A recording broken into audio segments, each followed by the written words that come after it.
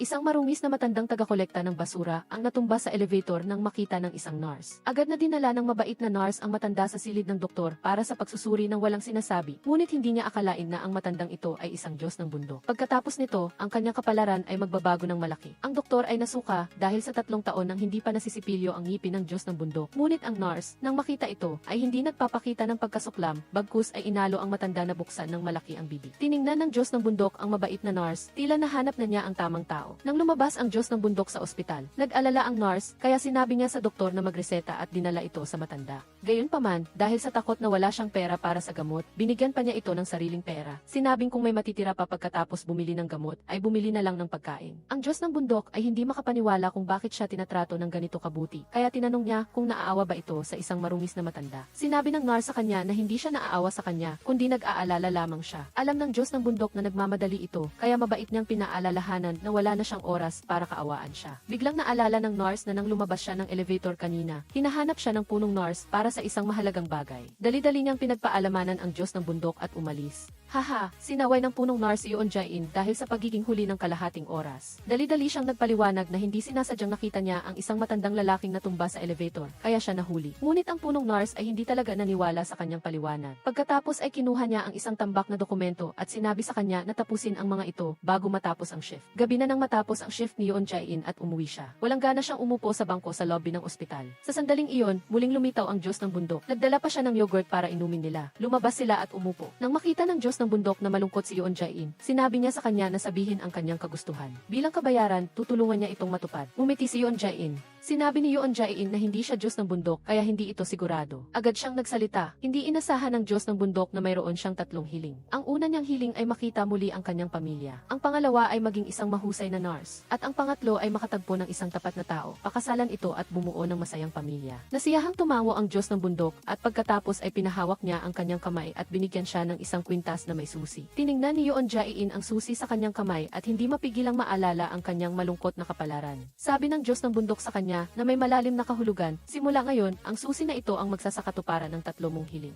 Magsisimula tayo sa muling pagkikita ng pamilya, sabi ng Diyos ng bundok. Sa sandaling iyon, dumating ang madre mula sa kumbento kung saan dating nanirahan si Yoon Jae-in para hanapin siya. Mausisan itong tinanong si Yoon Jae-in kung bakit siya nag-iisa roon sa kalagitnaan ng gabi. Nang lumingon si Yoon Jae-in, natuklasan niyang nawala na ang matanda. Sinabi ng madre kay Yoon Jae-in na bago namatay ang abadesa ng kumbento, sinabi nitong ibigay sa kanya ang bagay na ito ang mga liham na isinulat ng kanyang ama para sa kanya sa loob ng 17 taon. Tiningnan ni Yoon Jae-in ang kwintas na may susi sa kanyang kamay at naalala ang mga salita ng Diyos ng bundok. Ngayon, oras na para makita ang iyong pamilya. Tiningnan ni Yoon Jae-in ang tambak ng mga liham na isinulat ng kanyang ama para sa kanya. Hindi siya kailanman naniwala na ang kanyang buhay ay magkakaroon ng magandang katapusan tulad ng sa mga fairy tale. Gayunpaman, sa sandaling ito, sa wakas ay naniwala na siya. Kaya kinabukasan, hinanap niya ang kanyang ama ayon sa address na nakasulat sa liham. Hindi siya binigo ng tadhana at sa wakas ay natagpuan niya ito. Pinayagan niya ang sarili na maghanda upang buksan ang pinto. Isang araw, sa gitna ng malakas na ulan, mabilis na nagmamaneho ang ina sa kalsada nang hindi napapansin ang senyales sa unahan na may landslide. Natakot ang maliit na batang babae sa bilis ng pagmamaneho ng kanyang ina, kaya sinabi niyang dahan-dahan lamang. Ngunit nagmamadali ang ina, kaya inalo niya ang kanyang anak na babae na magiging maayos ang lahat. Sa sandaling lumingon ang ina upang aliwin ang kanyang anak at nang bumalik ang tingin niya, nakita niya ang gumuhong bato sa unahan. Ngunit huli na ang lahat, direktang sumalpok ang sasakyan sa harang at tumalon sa ere. Sa kritikal na sandali, buong pusong piprotektahan ng ina ang kanyang anak na babae.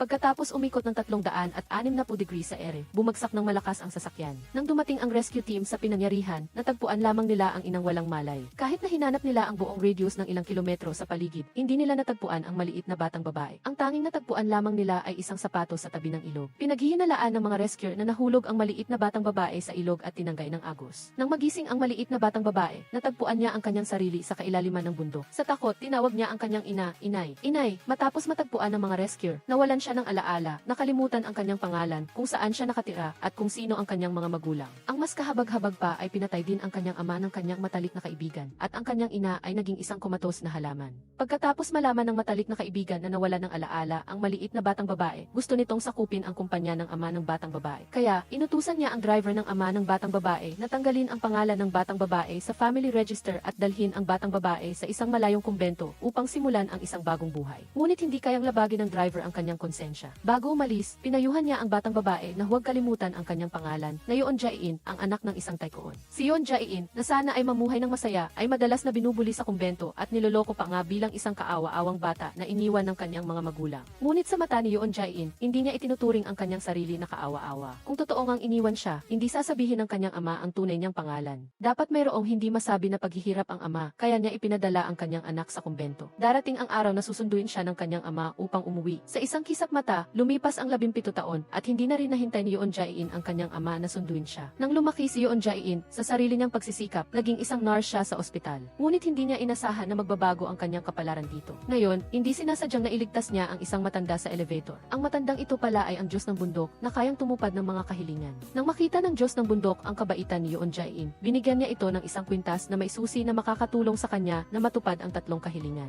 Ang unang hiling ni Yeon Jae-in. Ang kanyang unang hiling ay sana ay makita niyang muli ang kanyang pamilya. Pagkatapos niyang magsalita, agad na dinala ng madre ang kahon ng mga liham na isinulat ng kanyang ama para sa kanya sa loob ng 17 taon. Ayon sa address sa mga liham, natagpuan ni Yeon Jae-in ang noodle shop ng kanyang ama. Nang bubuksan na sana niya ang pinto, itinulak siya ng isang grupo ng mga tulisan na nangungolekta ng proteksyon. Nang makita niyang binubuli ang kanyang ama, agad na sumugod si Yeon Jae-in at sinugod ang mga ito. Ngunit wala pang isang minuto, itinaboy na siya ng mga tulisan. Sakto namang natumba siya sa asawa ng kanyang ama na nagdadala ng mga gulay para sa kanyang asawa. Sinigawan siya nito, wala kang mata. Dali-dali namang tumayo si Yeon Jae-in at humingi ng paumanhin. Sa sandaling iyon, bigla siyang hinawakan ng tulisan. Nang makita ng kanyang tiyahin na natapakan ang mga bagong bili niyang gulay, galit itong bumangon at sinugod ang tulisan.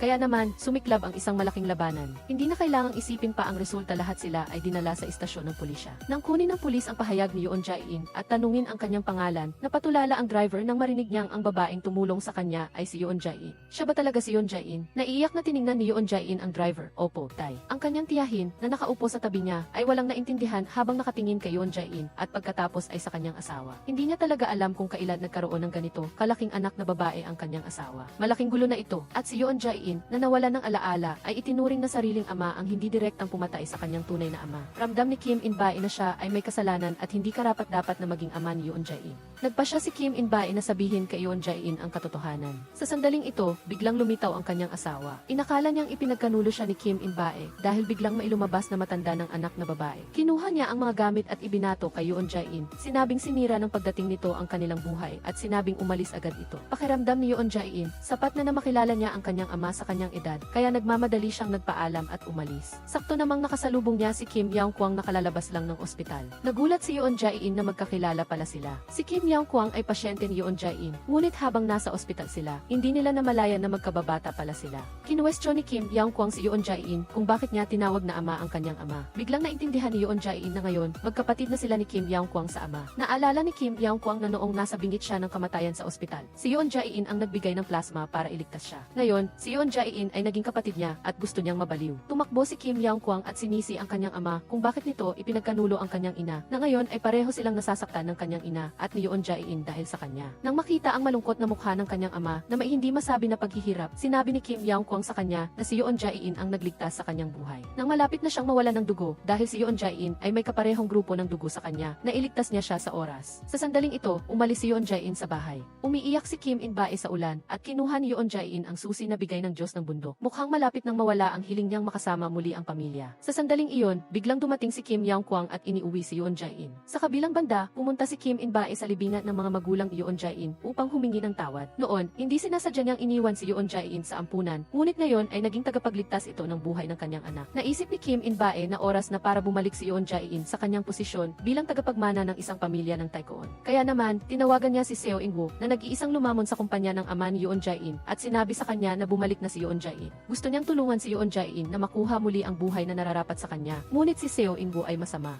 Bakit niya ibibigay ang posisyon ng presidente na hindi niya madaling nakuha sa iba? Kaya naman, inutusan niya si Seo In-woo na patayin si Kim In-bae. Nabatid ni Kim In-bae na hindi na siya magtatagal, kaya tinawagan niya ang taga-usig na humahawak sa kaso upang sabihin ang katotohanan sa likod ng pagkamatay ng ama ni Yeon Jae-in noong taong iyon. Ngunit sa sandaling ito, naliligo ang taga-usig at hindi sumasagot sa telepono. Kaya nagpadala siya ng mensahe sa taga-usig, ipinaalam na buhay pa si Yeon Jae-in. Sa sandaling ito, biglang lumitaw ang mga tauhan ni Seo In-woo at kinuha si Kim In-bae. Nahulog ang telepono sa sahig at nakita ng kanyang subordinate ang nilalaman bago pa ito maipadala. Pagkatapos maligo ng tagausig, nakita niya ang maraming missed calls. Kaya naramdaman niyang may masamang nangyayari. Agad niyang tinawagan si Kim In-bae, ngunit tinanggal na ni Seo In-woo ang baterya. Nagpumigla si Kim In-bae upang makawala sa kapit ng mga tauhan, ngunit kahit tumakbo siya ng ilang distansya, hindi siya nakatakas sa tadhana. Naaksidente siya sa kotse. Kung walang sorpresa, tiyak na may mangyayaring sorpresa. Sa huling lakas niya, sinabi ni Kim In-bae sa asawa ni Yoon Jae-in, "Si Yoon Jae-in, dapat nating ibalik si Yoon Jae-in." Hindi pa natatapos ang kanyang mga salita, ang tanging tao sa mundong ito na alam ang tunay na pagkatao ni Yoon Jae-in ay pumanaw na. Sa kabilang banda, hindi mahanap si Yoon Jae-in, kaya nagalit si Seo In-woo at ibinuhos ang kanyang galit kay Seo In-woo. Mukhang hindi niya sinabi sa kanya ang lahat ng kanyang nakita.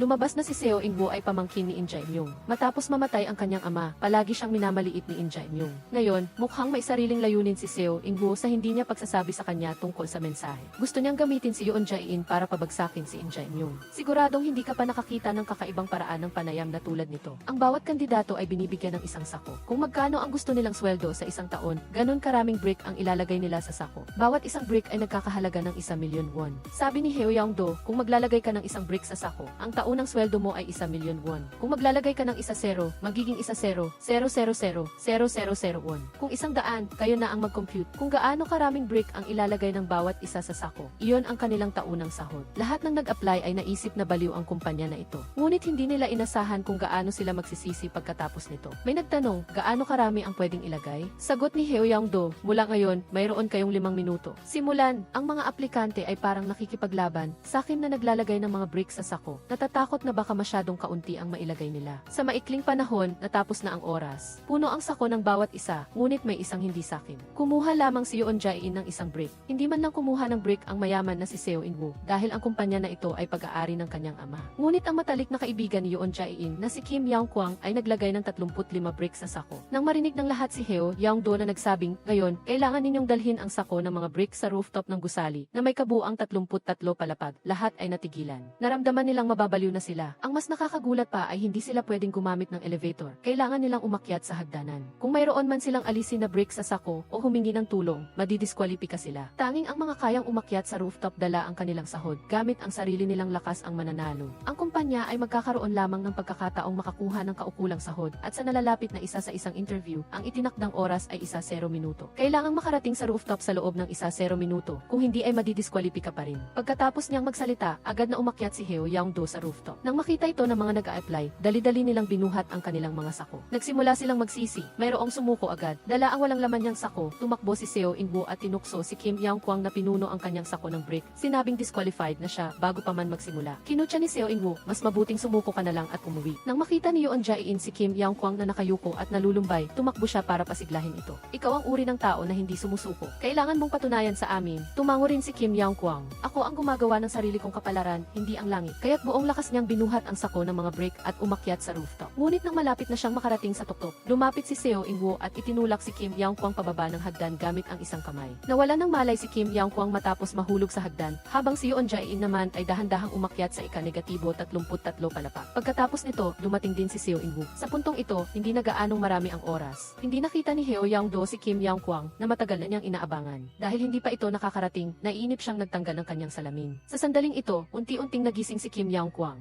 Ngunit ngayon 1 minuto na lang ang natitira, nag-aalala siya na may nangyari sa kanya, kung hindi sa kanyang pagkatao, dapat ay nakarating na siya sa itaas, kaya mas gugustuhin niyang madiskwalipika kaysa hindi siya hanapin. Nagsimulang magbilang ang oras, sa isang kritikal na sandali, buhat-buhat ni Kim Young-kwang ang mga brick at umakyat. Pagkakita kay Kim Young-kwang, nagsimulang magpanik si Seo In-woo, natatakot na hanapin siya nito para singilin. Ngunit hindi siya binigo ni Kim Young-kwang, sinugod si Seo In-woo at sinuntok ng diretsyo sa mukha, dahilan para bumagsak siya, at ang eksenang ito ay nakita ng ama ni Seo In-woo sa pamamagitan ng kamera. Nagalit agad ang chairman ng Chaebol nang makita niyang sinuntok ang kanyang anak. Kailangan niyang tiyakin na hindi magiging tahimik si Kim Young-kwang. Ang babae ay nakatagpo ng isang lalaki. Sa matinding panganib, ang mabait na babae ay hindi nagsalita ng marami at agad na dinala siya sa ospital. Hindi niya akalain na ang kanyang kapalaran ay magbabago ng husto dahil dito, pagkatapos magising. Tinanong ng lalaki kung bakit niya siya iniligtas. Sumagot ang babae na dahil sa kanyang malubhang sugat, hindi niya siya maaaring iwanan na mag-isa. Tiningnan ng lalaki ang mabait na babae sa harap niya at napaisip. Kinabukasan, habang si Yoon Jae-in ay nagtatrabaho ng part-time sa restaurant, nilapitan siya ng lalaki. Aksidenteng natapunan ni Yoon Jae-in ng juice ang customer. Mabilis na humingi ng paumanhin ang customer sa kanya, ngunit ang customer ay nagalit at sinigawan si Yoon Jae-in kung wala siyang mga mata. At pagkatapos ay pinabayaran pa siya ng halaga ng damit. Nang hindi niya alam ang gagawin, lumitaw ang lalaki, kinuha ang malaking seke at ibinigay sa lalaki. Nang makita ng customer ang dami ng pera, agad niyang inilagay ang seke sa kanyang dibdib nang hindi nag-iisip at mabilis na umalis. Ang lalaki ay dumating upang suklian ang pabor ng pagliligtas ng buhay ni Yoon Jae-in. Kahapon ay iwinagayway niya ang kanyang kamay at sinabing maliit na bagay lang iyon at kahit sino sa kanyang posisyon ay gagawin din iyon. Hindi na kailangan ng anumang pagbabalik loob at hintayin na lamang niyang kumita ng pera at ibabalik ang pera para sa damit kanina sa lalaki. Nalaman ng lalaki sa kanyang investigasyon na si Yoon Jae-in ay isang profesional na nurse noon. Na kinailangan niyang huminto sa trabaho dahil sa isang espesyal na dahilan, kaya tinanong niya kung gusto niyang magpalit ng trabaho na may mas mataas na sweldo. Iyon ay ang pag-aalaga sa isang pasyente. Hindi gustong maging pribadong nurse ni Yoon Jae-in kaya tumanggi siya. Ngunit nang aalis na siya, sinabi niya na 1,000,000,001 lang ang sahod sa loob ng 2 buwan. At kung magagawa niya ng maayos ang kanyang tungkulin sa loob ng 2 buwan, magbibigay siya ng karagdagang 0%. Agad na nanlaki ang mga mata ni Yoon Jae-in at hindi makapaniwala na paupo siya sa upuan at walang pag-aalinlangan na pumayag. Ngunit hindi niya alam na ang taong inaalagaan niya ay ang anak ng pumatay sa kanyang tunay na ama, si Seo In-woo. Ang chaebol here, dahil sa kanyang mga karanasan noong bata pa siya, si Seo In-woo ay nagkaroon ng depression at seizures. Ang pinakanatatakutan ni Seo In-woo ay ang kanyang chaebol na ama at tuwing nakikita niya ang kanyang ama, bumabalik ang kanyang sakit. Kinabukasan, pumasok si Yoon Jae-in sa trabaho. Nang buksan ni Seo In-woo ang pinto, napatulala siya, nabighani siya sa nakasisilaw ng ngiti ni Yoon Jae-in. Ngunit sa loob ng bahay, ayaw aminin ni Seo In-woo na may sakit siya. Sinabi niya na 1-0 nurse na ang pinatalsik niya. At kung hindi aalis agad si Yoon Jae-in, gagawin niya ang iba sa kanya. Upang kumita ng pera para suportahan ang kanyang pamilya, ayaw sukuan ni Yoon Jae-in ang pagkakataong ito. Sinubukan niyang magtiis, at habang ipinapaliwanag niya kay Seo In-woo ang dahilan kung bakit siya naroroon. Bago pa man matapos ang kanyang mga salita, ay kinagat na ni Seo In-woo ang kanyang labi. Buong lakas na nagpupumigla si Yoon Jae-in, ngunit hindi niya kayang makawala sa kamay ni Seo In-woo. Pagkatapos ay direktang itinulak siya ni Seo In-woo pababa sa upuan. Sa unang pagkakataon, ang babae ang naging pribadong nurse ng chaebol hair. Ginapangan niya ang upuan at kahit gaano siya magpumiglas ay hindi siya makakawala. Sa sandaling malapit na niyang maabot ang kanyang layunin, nagsimulang lumaban si Yoon Jae-in at sinabing, "Sa tingin ko, malubha ang sakit mo. Nakabaon na sa buto mo. Manahimik ka." Sa gitna ng kanilang pagtatalo, tumawag ang ama ni Seo In-woo. Ang pinakanatatakutan ni Seo In-woo ay ang kanyang chaebol na ama. Sa katunayan, kapag nakatanggap siya ng tawag mula sa kanyang ama, bumabalik ang kanyang sakit. Dahil sa nangyari noong bata pa siya, nagkaroon si Seo In-woo ng depression at seizure. Sinabihan siya ng kanyang ama na mag-interview sa kumpanya, pagkatapos ay pinutol ang tawag. Nakita ni Yoon Jae-in si Seo In-woo na nagkakasakit at nagsimulang mag-alala. Hindi inakala ni Yoon Jae-in na ganito kalubha ang sakit ni Seo In-woo. Ngunit nang aliwin niya si Seo In-woo, nataranta si Seo In-woo at tumakas. Ikinulong niya ang sarili sa banyo. Patuloy na nanginginig ang kanyang katawan kahit na binuhusan siya ng malamig na tubig matapos ang mahabang panahon upang kumalma. Inakala ni Seo In-woo na natakot na niya si Yoon Jae-in kaya tumakas ito. Ngunit sa oras na ito ay biglang bumalik si Yoon Jae-in na may dalang almusal. Malumanay niyang sinabi kay Seo In-woo, "Ang sakit mo ay hindi malulunasan." Hindi inakala ni Seo In-woo na pagkatapos malaman ang kanyang sakit, hindi siya aalisin ni Yoon Jae-in, ngunit mananatili at may kumpiyansa na gagalingin siya. Tinitigan ni Seo In-woo si Yoon Jae-in na malumanay at nagkaroon siya ng pakiramdam na hindi niya maipaliwanag. Pagkatapos ay kinuha niya ang isang folder ng mga dokumento at ibinigay kay Yoon Jae-in. Lumalabas na sa ilalim ng pamimilit ng kanyang ama. Kinailangan ni Seo In-woo na magtrabaho sa kumpanya ng kanilang pamilya. Nais niyang pumasok din si Yoon Jae-in sa kumpanya upang alagaan siya. Hindi nagtagal at dumating ang araw ng interview ni Yoon Jae-in. Hindi niya inaasahan na sasali rin si Kim Young Kwang. Pagkatapos ng 17 taon, muling pinagtagpo ng tadhana ang tatlong tao. Ngunit hindi nakilala ni Kim Young Kwang at Seo In-woo si Yoon Jae-in bilang kanilang kaibigan noong bata pa. Ang kumpanyang pinag-interviewhan nilang tatlo ay ang kumpanya ng ama ni Yoon Jae-in. Pagkatapos ng kakaibang interview, 11 na tao na lamang ang natira. Sa kabutihang palad, ang tatlong pangunahing tauhan ay nakapasa. Nang ihatid ni Seo In-woo si Yoon Jae-in, ipinagmalaki niya ang kanyang kasanayan sa pagmamaneho sa harap nito. Takot na takot si Yoon Jae-in kaya hindi niya alam ang gagawin. Pagkababa ng kotse, nanginig siya at umupo sa lupa. Talagang hindi maintindihan ni Seo In-woo kung bakit siya natakot ng ganoon. Paliwanag ni Yoon Jae-in na noong bata pa siya, na aksidente siya sa sasakyan. Kahit na wala na siyang matandaan, takot pa rin siya. Biglang naalala ni Seo In-woo na 17 taon na ang nakalipas. Nakita niya sa DT ang balita tungkol sa buong pamilya ng batang babae na si Yoon Jae-in na gusto niya na naaksidente sa sasakyan. Tinanong niya ang kanyang ama, talaga bang namatay si Yoon Jae-in sa aksidente? Sinabi niya na hindi niya alam, pinaniwalaan niya ito, ngunit hindi niya akalain na niloloko siya ng kanyang ama para lamunin ang kumpanya ng ama ni Yoon Jae-in. Pinatay niya ang mga magulang ni Yoon Jae-in at pagkatapos ay dinala si Yoon Jae-in na may amnesia sa isang malayong ampunan. Ngayon ay naghihinala si Seo In-woo na ang pribadong nurse na nagngangalang Yoon Jae-in ay ang Yoon Jae-in na gusto niya noong bata pa. Kaya tinawagan niya si Manager Jang. Sinabi sa kanya na ipadala ang resume ni Yoon Jae-in. Sa resume ni Yoon Jae-in, nakasulat na dinala siya sa ampunan 17 taon na ang nakalipas. Sa wakas, nalaman niya na ang pribadong nurse na ipinahanap ni Manager Jang sa kanya ay ang batang Yoon Jae-in na gusto niya 17 taon na ang nakalipas. Kinagabihan, iniisip ni Seo In-woo kung malalaman ng kanyang ama na bumalik si Yoon Jae-in, tiyak na hindi siya palalayain. Sa oras na ito, biglang dumating ang kanyang ama at si Manager Jang para hanapin siya, na ikinagulat niya. Sa oras na ito, papunta na rin si Yoon Jae-in. Lumabas na ang kanyang ama ay dumating upang purihin siya. Ang kanyang ginawa na pagtulak kay Kim Young-kwang pababa ng hagdan sa interview ngayon, sinabi niya na upang maging tagapagmana ng kumpanya, kailangan niyang maging walang awa at malupit. Pagkatapos ng ilang simpleng salita, nang paalis na siya, biglang lumitaw si Yoon Jae-in. Sa sandaling ito, naging tensyonado ang kapaligiran. Hindi alam ni Yoon Jae-in na siya ang chaebol heiress, at sinabi niya sa chaebol chairman na maging mas mabait sa kanyang anak sa hinaharap at makakatulong ito sa sakit nito. Hindi inaasahan ng chaebol chairman na ganoon katapang ang pribadong nurse ng kanyang anak at naglakas loob na kausapin siya ng ganito. Tinanong niya kung ano ang pangalan niya. Si Seo In-woo na nakatayo sa tabi ay labis na kinabahan, natatakot na malaman ng kanyang ama ang pagkakakilanlan ni Yoon Jae-in. Habang sumasagot si Yoon Jae-in, si Manager Jang na nakatayo sa tabi ay inalis ang panganib. Sinabi niya sa chairman na Ikoyon na lang ang itawag. Sinenyasan ni Manager Jang si Yoon Jae-in na huwag magsalita. Bagaman hindi niya alam kung bakit, sa huli ay nakahinga ng maluwag si Seo In-woo na nakatayo sa tabi. Dahil sa kanilang dalawa, hindi natuklasan ng chairman ang kanyang pagkakakilanlan. Pinangaralan lang niya ito at umalis. Nagalit si Seo In-woo at pinagalitan si Yoon Jae-in. Huwag na huwag kang magbibigay ng anumang mungkahi sa aking ama sa hinaharap, kung hindi ay huwag kang umasa na magiging pribadong nurse ko pa. Pagkatapos ay galit na hinanap ni Seo In-woo si Manager Jang at tinanong kung bakit alam na alam ni Manager Jang ang pagkakakilanlan ni Yoon Jae-in at inirekomenda pa rin siya bilang kanyang pribadong nurse. Anong pakay niya? Wala siyang nagawa kundi sabihin na pinilit ni In Jae-myung si Yoon Jae-in na sabihin kay Seo In-woo ang nangyari ng araw na iyon. Nang araw na nasugatan siya dahil sa akin, nakatanggap siya ng tawag na nahuli na si Yoon Jae-in. Nang makarating siya, nakatakas na si Yoon Jae-in mula sa mga tauhan, ngunit nabangga niya siya. Nawalan siya ng maraming dugo kaya nawalan siya ng malay. Sa kabutihang palad, mabilis siyang dinala ni Yoon Jae-in sa ospital. Dahil sa kabaitan ni Yoon Jae-in, hindi niya sinabi sa iyong ama na natagpuan na niya ito. Ilang beses na siyang iniligtas ni Yoon Jae-in at hindi niya masisikmura na sabihin ang tunay na pagkakakilanlan nito sa iyong ama. Kaya maaari ko lang siyang ipagkatiwala sa iyo. Ikaw ang magpasya sa kanyang kapalaran. Paano kaya haharapin ni Seo In-woo ang Yoon Jae-in na gusto niya simula pagkabata? Ang paraan ng interview ng kumpanyang ito ay talagang kakaiba. Si Heo Young-do. Naghanda si Heo Young-do ng 11 iba't ibang misteryosong kahon na iba-iba ang laki para sa 11 tao na matagumpay na nakapasok sa susunod na round. Ang aralin ay kung gaano karaming brick ang ilalagay sa basket. Ganoon din ang magiging sweldo. Sa unang round, pinayuhan ng isang kalahok sa interview ang lahat na huwag maging masyadong sakim at pumili lamang ng maliit na kahon. Kung hindi, magiging tulad ito ng unang round kung saan lahat ng naglagay ng buong basket ay na-disqualify. Totoo, may mga nakinig at sabay-sabay na pumili ng maliliit na kahon. Nang si Kim Young-kwang na, pinili niya ang pinakamalaking kahon. Dalawang kahon na magkasing laki ang natira, na napunta kina Yoon Jae-in at Seo In-woo. Pinabuksan ng tagapanayam ang mga kahon.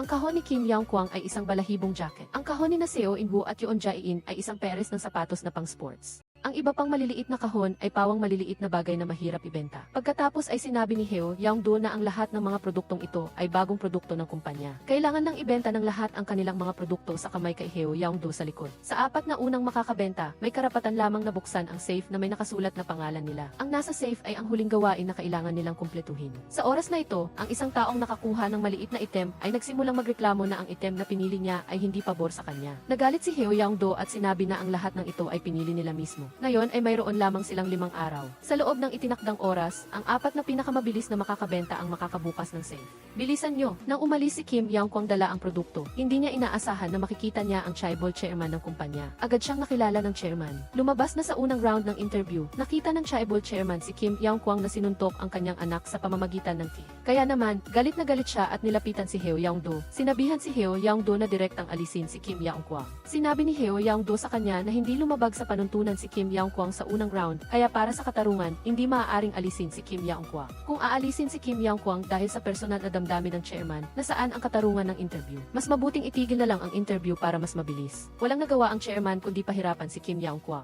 Kung matagumpay na maibebenta ni Kim Young-kwang ang produkto sa chairman, hindi na niya papansinin ang nakaraan at direktang ipapasok si Kim Young-kwang sa kumpanya. Bago pa man sumagot si Heo Young-do, agad na pumayag si Kim Young-kwang. Ngunit hindi niya inakala kung gaano kalaking problema ang kanyang hinukay para sa sarili. Pagkatapos, saan Saan man lumitaw ang chairman, lilitaw din si Kim Yang-kwang doon upang i-market ang produkto. Ngunit bawat beses, pinapaalis siya ng chairman ng may malamig na mukha. Maging sa pulong ng chairman, sinamantala pa rin ni Kim Yang-kwang ang pagkakataon at biglang lumitaw sa ilalim ng mesa. Talagang wala nang magawa ang chairman sa kanya, kaya pumayag na lang siyang bigyan siya ng isang pagkakataon. Sinabi niya kay Kim Yang-kwang na magkakaroon ng party mamaya. Kung mapapatawa niya ng malakas ang chairman sa party, bibili siya ng item na hawak niya. Sumama si Kim Yang-kwang sa chairman sa party. Napatulala siya. Lumabas na ito ang kanyang dating baseball team. Ang kanyang pangarap na maging baseball king ay nawasa. Wala siyang ganang patawanin ang chairman sa baseball team na ito, kaya masakit ang loob niya na umalis. Sa sandaling ito, tinawag siya ng chairman. Gusto ng chairman na magpanggap si Kim Yang-kwang bilang clone para patawanin siya. Naalala ni Kim Yang-kwang ang sinabi ng kanyang yumaong ama na kailangan niyang matutong magtiyaga sa lahat ng bagay at ang kanyang ina na nahihirapang kumita ng pera. Kaya, nagpanggap siyang isang baliw na payaso na nagtatanghal sa entablado. Lahat ng miyembro ng koponan sa ibaba ay natawa, maliban lamang sa chairman. Pagkatapos ng pagtatanghal, galit at hindi nasisiyahan si Kim Yang-kwang. Para siyang isang hangal na pinaglalaruan ng chairman. Ngunit sino ang makakaintindi sa hirap ng pagpasan sa pamilya sa kanyang balikat? Mabilis na dumating ang huling araw ng interview. Wala pa ring nakakabenta ng item na hawak nila. Pinayagan sila ni Heo Yang-do, hindi pa tapos ang laban hanggat hindi pa huling minuto. Hindi pa sumusuko si Kim Yang-kwang. Nagpunta siya sa paglulunsad ng bagong produkto ng chairman. Hindi na siya sumusunod sa chairman, sa halip ay sinimulan niya itong insultuhin, sinasabing hindi lamang siya pinaparusahan. At pinaparusahan din ang matandang kabayo na nagsisikap. Sinabi niya na hindi alam ng chairman ang kanyang sariling posisyon, pinoprotektahan ang sarili niyang mga kabayo, ngunit masyadong mahigpit sa ibang mga kabayo. Kumpiyansang sinabi ni Kim Yang-kwang sa chairman na gagamitin niya ang lambot upang talunin ang tigas. Anuman ang lambot ay mananalo sa katatagan. Pinatawag ng chairman ang kanyang mga tauhan upang hilahin si Kim Yang-kwang palabas. Hinamon ni Kim Yang-kwang ang chairman, takot ka ba? Malakas siyang natawa at sinabing, paano ako matatakot sa isang batang kagaya mo? Nang makita ang kumpiyansang ngiti ni Kim Yang-kwang, napagtanto ng chairman na talo na siya. Agad na nagsalita si Heo Yang-do, kung gayon, nakapasa si Kim Yang-kwang sa ikalawang round ng interview. Hindi inakala ni Kim Yang-kwang. Ang interview na ito ay inayos niya para sa iyo, para lang makuha mo ang sikreto na iniwan ng iyong ama bago siya maaksidente sa kotse sa safe. Sa wakas, dumating ang manager para hanapin si Heo Yang-do. Pumayag siyang bilhin ang item sa kamay ni Yoon Jae-in. Dahil sa panahon ng pagsubok, hindi inisip ni Yoon Jae-in kung paano ibenta ang produkto. Sa halip ay tumakbo siya sa silid ng dokumento at sinubukang pag-aralan ang mga tampok ng produkto mula sa pananaw ng consumer. At ang eksenang ito ay nakita ng manager. Sinabi niya kay Heo Yang-do na si Yoon Jae-in ang pinakamasipag sa lahat ng mga nag-interview. Pumayag siyang bilhin ang item sa kamay ni Yoon Jae-in. Sa kabilang banda, nakita na ni Seo In-woo ang kanyang target. Sinabi niya kay Jo Dae-sung na ang kanyang ama ang chairman ng kumpanya at siya ang susunod na chairman. Pagkatapos ay sinabi niya sa kanya na isipin ang kanyang gagawin. Sa huli, ang mga taong nakapasa sa interview ay sina Kim Yang-kwang na hindi nagpahiya sa kanyang sarili, si Yoon Jae-in na nagsikap ng husto, si Seo In-woo na umasa sa kanyang koneksyon, at isang lalaki na pambihirang tinanggap. Binuksan ni Kim Yang-kwang ang safe at nakita ang relo na ginagamit ng kanyang ama noong nabubuhay pa siya at isang misteryosong piraso ng papel. Sa sandaling ito, biglang lumitaw si Heo Yang-do at sinabi kay Kim Yang-kwang ang nangyari sa kanyang ama noong araw na iyon. Lumabas na gusto ni Kim In-bae na ibalik si Yoon Jae-in sa kanyang posisyon bilang chaebol heiress, kaya tinawagan niya ang taong umangkin sa kumpanya ng ama ni Yoon Jae-in. Alam ni Avis Kim na si Seo In-woo ay masama at tiyak na hindi niya ibibigay ang kumpanya. Hindi madali para sa kanya na ibigay ito sa iba, kaya papatayin niya ang nag-iisang nakakaalam ng kanyang sekreto. Kaya tinawagan ni Avis Kim ang kanyang matalik na kaibigan para magkita. Nang dumating si Heo Yang-do, nakita niya si Avis Kim na tinutugis ng mga tauhan ng chairman. Dali-daling sinundan ni Heo Yang-do at nakita niya si Avis Kim na sinaksak. Nang umalis ang grupo, nakasalubong nila si Heo Yang-do na kadadating lang. Habang dinadala sa ospital, gustong sabihin ni Avis Kim kay Heo Yang-do ang tunay na pagkatao ni Jane. Ngunit sinabi ng doktor na hindi na pwedeng magsalita ang pasyente. Pagkatapos ay nilagyan siya ng oxygen mask. Sinulat lang ni Avis Kim ang pagkakakilanlan ni Jane sa papel. Pagkaalis niya, hindi pa rin maintindihan ni Heo Yang-do ang ibig sabihin ng mga numero sa papel. Pagkatapos noon, nakita niyang muli ang taong humabol kay Avis Kim sa kumpanya. Malamang na may kinalaman ang pagkawala ni Avis Kim sa chairman ng kumpanya, kaya gusto niyang interviewin si Kim Yang-kwang sa kumpanya. Pagkatapos makuha ang tiwala ng chairman, susubukan niyang lutasin ang misteryo sa papel. Naghinala si Kim Yang-kwang na ang papel na iniwan ng kanyang ama ay may kaugnayan sa pangalan ng nakaraang chairman na nag-empleyo sa kanyang ama, kaya inalam niya ang mga pangalan ng buong pamilya ng nakaraang pinaslang na chairman. Natuklasan ni Kim Yang-kwang ang sagot. Ang mga numero sa papel ay eksaktong kapareho ng mga numero sa epitaph. Biglang naintindihan ni Kim Yang-kwang na si Jae-in na nakatira sa kanilang bahay ay hindi niya half-sister kundi anak ng dating chairman ng kumpanya. Lubos na nabasag si Kim Yong-kwang. Kaya pumunta siya para hanapin si Heo Young-do at sinabi sa kanya ang lihim sa papel. Gusto ni Kim Yong-kwang na maibalik kay Jae-in ang posisyon ng anak ng mayaman. Ang magandang babae na ito ay talagang kaawa-awa. Sa kanyang ika-negatibo 17 kaarawan, namatay ang kanyang ama. Habang nagmamaneho ang kanyang ina para hanapin ang kanyang ama, nagkaroon sila ng aksidente at naging vegetative state ang ina, habang si Jae-in naman ay nawala ng memorya dahil doon. Ang mabubuting kapatid ng kanyang ama ay inagaw ang kanilang kumpanya at sabay na tinakot ang driver ng kanyang ama para dalhin siya sa isang malayong ampunan. Pagkaraan ng 17 taon, himalang nagising ang kanyang ina. Ang doktor na nabayaran ay agad na tumawag sa masamang tao na matagal nang naging chairman. Tinanong ng masamang chairman si Oh Jung-hae kung nakikilala pa ba niya ito, ngunit ang unang pinagkaabalahan ni Oh Jung-hae paggising ay ang kanyang anak. Tinanong niya ang chairman kung nasaan na ang kanyang anak na si Jane. Nagulat ang chairman at hindi alam ang isasagot. Pagkatapos, dahil sa panghihina ng katawan, muling nahulog sa koma si Oh Jung-hae. Sinabi ng doktor sa tabi niya sa chairman na ang kakayahan ni Oh Jung-hae na umunawa at magpasya ay hindi pa lubusang bumabalik, ngunit nag-aalala pa rin ang chairman.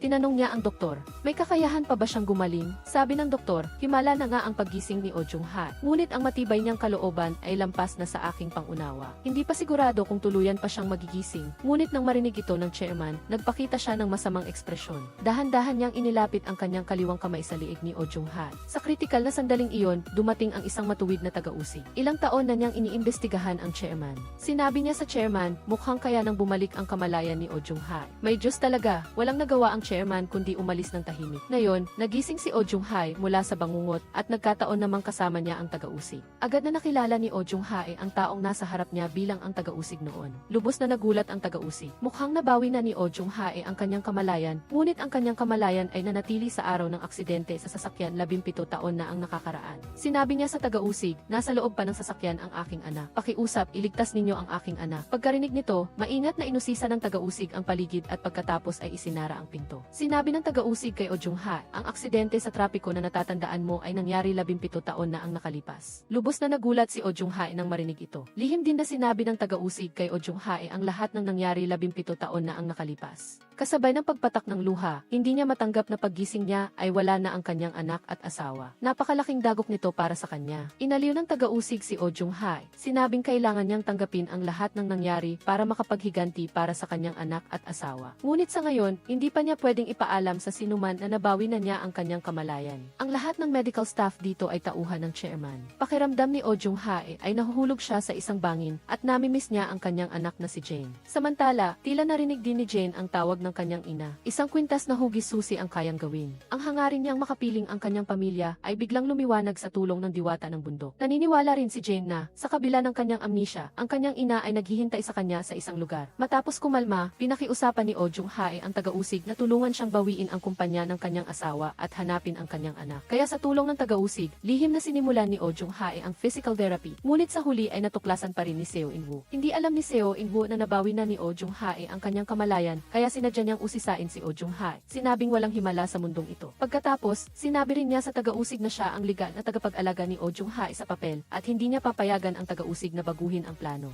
Para sa therapy ni Oh Jung-hae, paano kung hindi siya gumaling? Pagkatapos niyang umalis na mayabang, lumingon ng bahagya si Oh Jung-hae at nagbigay ng matalim na tingin sa direksyon ng kanyang pag-alis. Nagsimula na siyang gumanti. Ngayon, sinabi niya sa taga-usig ang isang napakahalagang impormasyon. Sinabi niya sa taga-usig na imbestigahan ang asawa ng dating personal na driver ng kanyang asawa. Posibleng sinabi ng driver sa kanyang asawa ang mga lihim na alam niya, kaya't pumunta ang taga-usig para hanapin ang asawa ni Kim In-bae. Tinanong niya si Ginang Kim kung may anumang hindi pangkaraniwan na ginawa ang kanyang asawa, na dating driver ng pamilyang mayaman 17 taon na ang nakakaraan pagkatapos ng aksidente ng pamilya. Sinabi ni Ginang Kim na wala siyang napansing kakaiba. Sinisi lang ni Kim In-bae ang kanyang sarili dahil sa kanyang kapabayaan sa pagmamaneho na nagresulta sa pagkamatay ng kanyang amo. Pagkatapos ay nagkasakit siya at ilang araw na hindi nagsalita. Nang biglang may maalala si Ginang Kim, dumating ang may-ari ng bahay upang paalalahanan siyang magbayad ng upa. Nagtalo ang dalawa dahil sa hindi pagkakasundo. Dahil dito, hindi na magawang magtanong pa ng taga-usig at sinabi na lang na babalik siya sa susunod. Kinagabihan, habang nagluluto, biglang naalala naalala ni Ginang Kim na may isang babae na biglang dumating at hinanap si Kim Inbae. Pagkakita pa lang sa kanya ay tinawag na niya itong Kipapa, Papa. Dahil din dito ay nagtalo pa sila ng kanyang asawa ng gabing iyon nang maaksidente si Kim Inbae. Pinayuhan ni Kim Inbae si Ginang Kim na ibalik si Jane sa tamang lugar na nararapat sa kanya. Bago pa matapos ang kanyang mga salita, namatay na si Kim Inbae. Biglang may napagtanto si Ginang Kim. Lumingon siya kay Jane. Nang araw na dumating si Jane sa kanilang bahay, tila mayroon siyang naintindihan. Nagmamadaling bumalik si Ginang Kim sa kanyang kwarto at inalala ang 17 taon na ang nakakaraan. Noong panahong iyon, tulala si Kim Inbae na umiinom ng alak. Binigyan din siya noon ni Kim Inbae ng isang tumpok ng pera. Sinabing ito ang halaga para siya ay manahimik. Noon, hindi niya maintindihan ang ibig sabihin ng kanyang asawa at abala lang siya sa pagbibilang ng pera. Ngunit hindi niya alam na ang perang ito ay ang pera na ibinigay ng chairman kay Kim Inbae para manahimik. Ngayon, naintindihan na niya. Tiyak na may tinatago si Kim Inbae sa kanya 17 taon na ang nakakaraan. Kaya pumunta siya sa ospital para dalawin ang ginang. Habang nag-uusap, nabanggit nila ang mga bata. Sinabi ni Ginang Kim na ang anak niya. Ang anak kong si Kim Yang Kwang ay 27 na ngayon at abala pa rin siya sa pag-a-apply ng trabaho buong araw. Sinabi naman ng ginang na kung buhay pa ang kanyang anak na si Jane, 26 na sana siya ngayon. Nagulat si Ginang Kim nang marinig ito at nagtanong muli sa ginang para kumpirmahin ang pangalan ng kanyang anak. Si Cinderella, na walang kamalay-malay na siya ang anak ng mayaman, ay nakagawa na agad ng malaking gulo sa kanyang unang araw ng trabaho. Aksidente niyang nahila ang peluka ng isang mahalagang customer. Ano ang ginagawa mo? Dali-daling humingi ng tawad ang babae sa customer. Sinabing hindi niya ito sinasadya. Kinailangan niyang ibalik ang peluka sa lalaki, ngunit itinulak siya nito palayo. Nakita ng katabing mayaman na lalaki na may gusto sa babae ang pambubuli sa kanya at nagsimulang makipagtalo sa customer. Sa sandaling ito, pumasok ang mayaman na chairman. Nang makita ng lahat ang masamang ekspresyon ni Seo In-woo, natakot sila ng husto, sa isip-isip na tiyak na matatanggal sila sa trabaho. Sinabi ni Seo In-woo sa babae na lumuhod at humingi ng tawad sa customer. Sinabi pa ng kalbo na tiyuhin na kung hindi siya luluhod, hindi niya pipirmahan ang kontrata ng kooperasyon sa pagkakataong ito. Sa puntong ito, nakita na hindi nagpanik si Jane at may isinulat. Pagkatapos ay ipinakita niya ito sa mahalagang customer. Nagulat ang customer pagkatapos basahin ito at hindi maiwasang tumingin kay Jane. Sinabi niya na ang malaking dagat ay hindi mag-aalon dahil lang sa isang bato, at ang malaking puno ay hindi yayanig dahil lang sa isang mahinang hangin. Aminado ako na may kasalanan ako. Kung dahil sa isang maliit na empleyado na tulad ko ay mauwi sa pagkansela ng kontrata, sa palagay ko ay hindi ito ang estilo ng isang malaking kumpanya. Nagreklamo ang kalbong tiyuhin na hindi taos puso ang paghingi ng tawad ni Jane. Tumanggi siyang magpatawad at wakasan ang kontrata sa pagkakataong ito. Nang sasabihin na sana niyang umalis ang amo, pinigilan naman siya ng amo. Nang magulat ang lahat at hindi maintindihan kung ano ang nangyayari, ibinigay ng amo ang papel na sinulat ni Jane kay Seo In-woo. Nakita niyang may 8 karakter na sino roon, ang mabuti ay hindi masama, ang masama ay hindi masama. Ito ay sapat na. Ito ay sapat na. Gusto mo rin ba si Lauzi? Gusto mo rin ba si Lauzi? Gusto ko ang Dao de Jing. Gusto niya ang isang libro na tinatawag na Dao de Jing. Talaga? Gusto rin ng tatay ko si Lauzi. Ako rin. Sana makapasok ako sa kumpanyang ito. Sana ay makipagtulungan tayo sa mga susunod na transaksyon. Sa ganitong paraan, ginamit ni Jane ang kanyang malawak na kaalaman sa kulturang Tsino upang malutas ang krisis. Tiningnan ni Seo In-woo si Jane na may malawak na kaalaman at naramdaman niyang medyo kawili-wili si Jane. Ngunit hindi niya akalain na siya ang taong matagal na niyang hinahanap. Kuryoso siyang nagtanong kay Jane kung ano ang pangalan niya. Yon Jae-in, Ginoong Chairman, sagot niya. Pagkarinig nito, agad na natulala ang chairman. Naghinala siyang siya ang anak ng kapatid niyang pinatay niya, kaya tinanong niya kung sino ang kanyang ama. Kim In-bae. Kaya naintindihan na ni Seo In-woo ang lahat. Naalala niya ang sinabi ni Kim In-bae sa kanya bago ito na aksidente. Buhay pa ang bata. Kailangang ibalik ang bata sa tamang lugar na nararapat sa kanya. 17 taon na ang nakalilipas para masakop ang kumpanya ng ama ni Jane. Tinakot niya si Kim In-bae para burahin ang pagkakakilanlan ng dalagitang may amnesia at dalhin ito sa ampunan. Ngayon, ang dalagitang iyon ay nagtatrabaho sa kanyang kumpanya. Nagpasya siyang muling saktan si Jane, ngunit ang paraan na gagamitin niya ay tiyak na ikagugulat mo. Hindi maintindihan ng lalaki kung bakit sinaktan siya ni Seo In-woo. Kaya pala, alam na niya ang pagkatao ni Jane. Tinanong niya ang kanyang pamangkin. Upang manatili si Jane sa tabi ng kanyang anak, ano ang layunin? Sa sandaling ito, tumakbo si Seo In-woo at sinabi sa kanyang ama na hindi kasalanan ni Seo In-cheon, kundi siya mismo ang hindi pumayag na magsalita. Natatakot siyang kapag nalaman ng kanyang ama ang pagkakakilanlan ni Jane, masasaktan siya. Gusto niya si Jane, ngunit walang kamalay-malay si Jane sa kanyang pagkakakilanlan bilang anak ng isang mayaman at hindi rin niya alam kung sino ang kanyang ama. Sumigaw si Seo In-young at tinawag na baliw ang kanyang anak. Kung ipagpapatuloy pa niyang protektahan ang babae, sila ng kanyang ama at ang buong kumpanyang ito ay masisira sa kamay ng babaeng iyon. Kaya't sinabi niya sa kanyang pamangkin na paalisin agad si Jane na ilang araw pa lang sa trabaho at bawiin ang lahat ng naibigay na dokumento. Sa kabilang banda, Sa pamamagitan ng papel na iniwan ng kanyang ama, natagpuan ni Kim Young-kwang ang tunay na ama ni Jane. Kaya pala, hindi pala kapatid sa ama si Jane. Sa pagkakataong ito, nang malaman ni Seo In-woo ang pagkakakilanlan ni Jane, hindi niya ito sinabi sa kanya. Sa halip, plano niyang itaka si Jane upang makatakas sa pagtugis ng kanyang ama. Ngunit si Jane, na may gusto kay Kim Young-kwang, ay ayaw sumama sa kanya. Nagselos si Seo In-woo at sinabi na siya lang ang dapat nasa puso ni Jane. Pagkatapos ay agad niyang binasag ang telepono nito. Sa sandaling ito, dumating din si Kim Young-kwang sa kumpanya. Hindi rin niya sinabi kay Jane ang mga natuklasan niya. Hinaplos lang niya ang ulo nito para aliwin at sinabihan siyang maghintay doon. Umalis siya para makipagkita kay Heo Young-do at bumalik. Sinabi ni Kim Young-kwang kay Heo Young-do na nalutas na niya ang misteryo. Sa papel ang sagot ay ang epitaph number ng tunay na ama ni Jane. Alam din ni Kim Young-kwang kung bakit iniwan ng kanyang ama ang papel na ito bago siya namatay sa aksidente. Dahil bago siya umalis, sinabi niya sa kanya na ibalik si Jane sa lugar na nararapat sa kanya. Ngayon, sa wakas ay naintindihan na ni Kim Young-kwang ang sinabi ng kanyang ama. Gusto ng kanyang ama na ibalik niya si Jane sa kanyang posisyon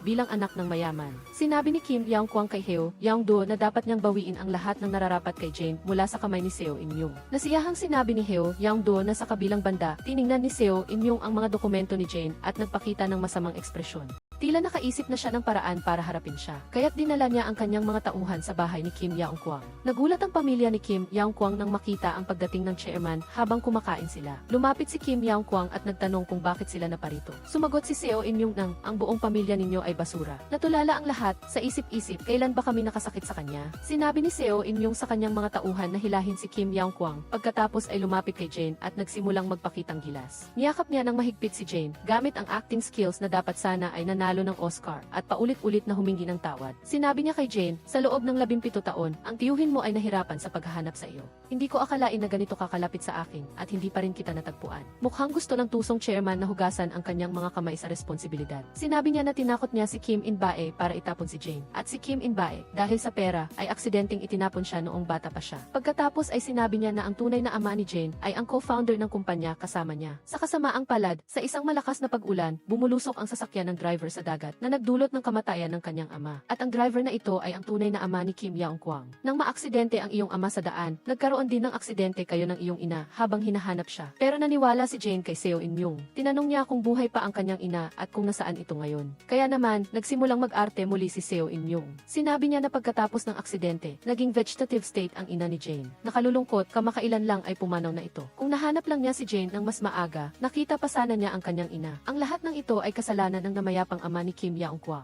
Lagi niyang ginagamit ang paghahanap kay Jane bilang dahilan para mangikil ng pera, kaya dinala niya si Jane sa kanyang bahay. Hindi niya akalain na gagawin niya ang ganitong nakakatakot na bagay na sumira sa buong buhay ni Jane. Kaya, kailangan mong umalis sa bahay na ito. Bumalik ka na sa bahay ng tiyuhin mo ngayon din, ngunit medyo, hindi naniwala si Jane sa sinabi niya. Kaya, nagpunta siya para hanapin si Ginang Kim para kumpirmahin. Umaasa siyang sasabihin ni Ginang Kim na, ang lahat ng ito ay hindi totoo, ngunit alam ni Ginang Kim ang pagkakakilanlan ni Jane at lumuhod sa harap niya. Yumukod si Ginang Kim at humingi ng tawad. Sinabi niya na tila si Lee Kim ang nagtapon kay Jane at hindi niya alam kung bakit niya ito ginawa. Hindi rin niya kayang gisingin ang namatay na upang magtanong, kaya humingi lamang siya ng tawad kay Jane para sa kanyang asawa. Hindi makapaniwala si Jane na totoo ang lahat ng ito at nawalan siya ng malay. Nang magising siya muli, nasa bahay na siya ni Seo In-woo. Lumapit siya sa libingan ng kanyang tunay na ama, ngunit lahat ng kanyang kilos ay binabantayan ng mga taong ipinadala ni Seo In-woo. Walang kamalay-malay si Jane na ang kanyang trahedyang kapalaran ay nagsisimula pa lamang. Ang probinsya ng dalaga na bagong lipat sa bahay ng mayaman. Hinamak ng asawa ng mayaman ang kanyang suot na damit na masyadong probinsyana nang hindi niya nalalaman na siya ang tunay na may-ari ng bahay. Pinilit ng asawa ng mayaman si Jane na hubarin ang kanyang murang damit upang mawala ang kanyang kahirapan sa loob ng 17 taon. Ngayon ay kailangan niyang magsuot ng mga mamahaling damit, ngunit alam agad ni Jane na hinahamak siya ng asawa ng mayaman. Kaya nasaktan siya at umalis. Naghanap siya kay Young-kwang upang magreklamo. Wala siyang kumpiyansa na harapin ang kanyang buhay sa pamilya ng mayaman. Umaasa si Jane na makalimutan nila ang lahat ng samaan ng loob mula sa nakaraang buhay upang sila ay maging magkasama ng malaya. Kung isusuko ko ang aking pangalan, mamahalin mo ba ako? Hindi tinanggihan ni Jane si Young-kwang at ang mainit na tagpong ito ay nasaksihan ni Ginang Kim. Pagkatapos, tiningnan ni Young-kwang si Jane ng may pagmamahal. Gusto niya itong dalhin sa isang lugar na walang nakakakilala sa kanila upang mamuhay sila ng masaya. Ngunit nang sila ay umalis, nagpadala si Seo In-woo ng mga tauhan upang dakpin si Jane at bugbugin si Young-kwang ng husto. Nang makita ni Ginang Kim na halos hindi na humihinga ang kanyang anak, sinisi niya si Jane. Hindi ka ba bumalik sa bahay ng mayaman? Bakit ka pa bumalik dito at nagdulot ng gulo? Nagmakaawa si Ginang Kim kay Jane na umalis na at mamuhay ng nang maayos kasama ang kanyang ina. Nagulat si Jane nang marinig iyon dahil malinaw na sinabi ni Seo In-woo sa kanya na matagal nang patay ang kanyang ina. Nais tanungin ni Jane kung paano nakilala ni Ginang Kim ang kanyang ina, ngunit pinigilan siya ni Seo In-woo. Dumating si In-woo at sinabi kay Jane na kung ayaw niyang may mangyari sa pamilya ni Yaung Kwang, bumalik na siya sa kanya. Nagdududa si Jane na tumingin kay Ginang Kim. Tumango si Ginang Kim, tila sinasabing may sasabihin siya sa kanya sa ibang pagkakataon. Nang umalis si In-woo kasama si Jane, nagising si Yaung Kwang na nawalan ng malay. Nagmakaawa siya kay Jane na huwag umalis. Gusto niyang pumunta sa tabi nito, ngunit naisip niya na buhay pa ang kanyang ina. Hindi niya rin pwedeng ipahamak ang pamilya ni Yaung Kwang dahil sa kanya. Marami pang sikreto ang naghihintay na malutas niya. Kaya, sumama siya kay In-woo. Sa daan pa uwi, tinanong ni Jane si In-woo, totoo bang namatay na ang aking ina? Ngunit bakit ang iyong ama? Tinuran sa akin na matagal nang nakaratay sa kama ang aking ina at kakamatay lang. O kaya ay nagsisinungaling si Ginang Kim. Hindi siya sinagot ni In-woo. Tila naiintindihan na rin niya ang layunin ni Seo In-woo na kunin siya. Pagdating sa bahay ng mayaman, binantaan ni Seo In-woo si Jane. Kung makita pa siyang nakikipagkita sa pamilya ni Yaung Kwang, dadalhin niya ang buong pamilya sa isang lugar na walang makakahanap sa kanila. Natakot si Jane at patuloy na umiling. Nagmakaawa siya na huwag gawin iyon. Magiging masunurin siya at hindi na muling tatakas. Nang marinig iyon, agad na nagbago ang ugali ni Seo In-woo. Sinabi niya kay Jane na ituring siya bilang kanyang tunay na ama upang protektahan siya. Anumang bagay ay kaya niyang gawin. Bagamat hindi lubos na naunawaan ni Jane ang masamang hangarin sa likod nito. Ngunit si In-woo, na nakatayo sa tabi, ay nakita ang tunay na kulay ng kanyang ama. Maya-maya, pumunta siya sa study room para tanungin ito. Buhay pa ang ina ni Jane. Bakit mo sinabing patay na siya? Sinabi naman ni Seo In-woo sa kanya na hanggat hindi pa niya nakukuha ang pirma ni Jane sa dokumento ng paglilipat ng shares, hindi pa niya maaaring ipaalam sa kanya ang tungkol sa kanyang tunay na ina. Sa wakas, naintindihan ni In-woo kung bakit dinala siya ng kanyang ama sa bahay. Lumabas na gusto niya lang gamitin si Jane. Sinabi ni Seo In-woo, kung hindi, bakit ko padadalhin sa bahay ang isang abala tulad niya? At pagkatapos ay seryoso niyang sinabi sa kanyang anak, hindi lang ito simpleng negosyo, kundi tungkol din sa kung paano ako magiging tunay na may-ari ng kumpanya. Alam kong gusto mo si Jane, ngunit kung patuloy mo siyang ipagtatanggol ng ganyan, sisirain mo ang karera ng iyong ama. Ngunit sa pagkakataong ito, hindi na natakot si In-woo sa kanyang ama. Galit niyang sinabi na kinuha niya ang kumpanya mula sa kamay ng kanyang ama. Ninakaw ni Jane ang 17 taon ng kanyang buhay, kaya dapat bayaran siya para doon. Ngunit ngayon ay gusto mo siyang gamitin ng marumi. Walang kahiya-hiya kay sarito. Ang resulta ay hindi na kailangang isipin. Binugbog ni In-woo ang kanyang ama ng husto, na naging sanhi ng pagbabalik ng kanyang dating sakit. Nakahiga siya sa sahig at patuloy na nanginginig. Ngunit sa kabila nito, hindi pa rin nilayo ni Seo In-woo na palampasin ang kanyang anak. Nang aakma na siyang muling susugod, buti na lang at narinig ni Jane ang ingay at pumunta upang pigilan siya. Dinala ni Jane ang medical kit at ginamot ang sugat ni In-woo. Ang tagpong ito ay lumitaw sa isip ni In-woo 17 taon na ang nakakaraan. Noon pa man ay may nararamdaman na siya para kay Jane. Upang matulungan si Jane na mahanap ang kanyang tunay na ina, lihim na tinawagan ni In-woo ang doktor at nagtanong kung saang silid naroroon ang ina ni Jane. Si Yoon Il-go ay isang pasyenteng gulay na lihim na nagtherapy sa loob ng 17 taon para lamang makaganti sa kanyang namatay na asawa. Nang magkunwari si Yoon Il-go na koma, alam niyang nakabawi na siya sa kanyang malay. Agad siyang pumunta sa silid ng pasyente. Sa harap ng pagtatanong ng kaaway, nagkunwari pa rin si Yoon Il-go na walang malay. Ngunit hindi niya alam na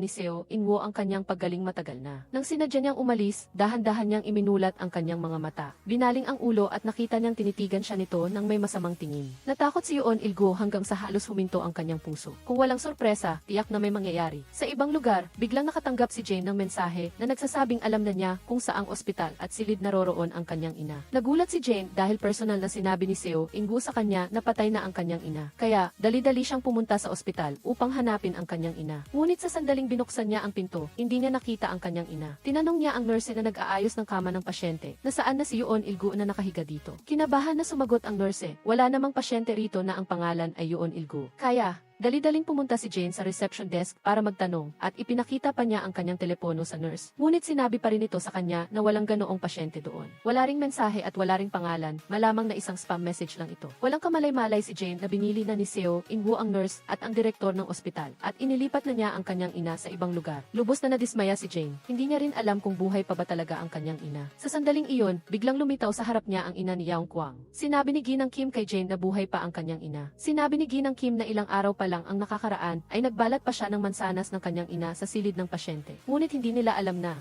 Nagulantang si Jane nang marinig niyang nire-record ang kanilang usapan ng utos ni Seo In-woo. Agad itong tumawag para ipaalam kay Seo In-woo ang nangyari, sabay sabing walang hiya. Hindi pa nakakakita ng kabaong, hindi pa umiiyak. Pagdating ni Jane sa bahay, alam ni Seo In-woo na hindi niya ito maitatago ng matagal, kaya dali-dali niyang pinapirmahan si Jane sa kontrata ng paglilipat ng shares. Sa ganitong paraan, makukuha niya ang mga shares na iniwan ng ama ni Jane sa kanya at mabilis na magiging tunay na may-ari ng kumpanya. niya. Ngunit sinabi ni Jane, kung hindi mo sasabihin sa akin kung nasaan ang aking ina, hindi ako pipirma. Ano ang magagawa niya? Bakit biglang umarte si Jane? Sinisi niya si Jane kung bakit pinaniniwalaan pa rin niya ang mga salita ng taong niloko siya sa loob ng 17 taon. Ang mga salita niya ay hindi kapanipaniwala. Sino ba ang dapat paniwalaan ni Jane? Sa kanyang pag-aalinlangan, sumugod si Inwoo. Sinabi niya kay Jane na huwag pumirma at pinatigil ang kanyang ama. Sa galit, muling sasaktan ni Seo Inwoo ang kanyang anak. Ngunit sa pagkakataong ito, hindi na nagpatalo si Inwoo. Mula pagkabata, palagi siyang binubugbog ng kanyang ama. Ito ang unang pagkakataon na siya ay lumaban. Dahan-dahang ibinaba ni Inwoo ang kamay ng kanyang ama. Sa sandaling ito, napagtanto ni Seo Inwoo na tumatanda na siya at hindi nakalaban ng kanyang anak. Pagkatapos dalhin ni Inwoo si Jane, sinabi niya na mahina na pala ang kanyang ama. Hindi na siya matatakot na bugbugin ito. Nagising si Cha Hongjo at natagpuan ang sarili na nakatali sa kama ng ospital.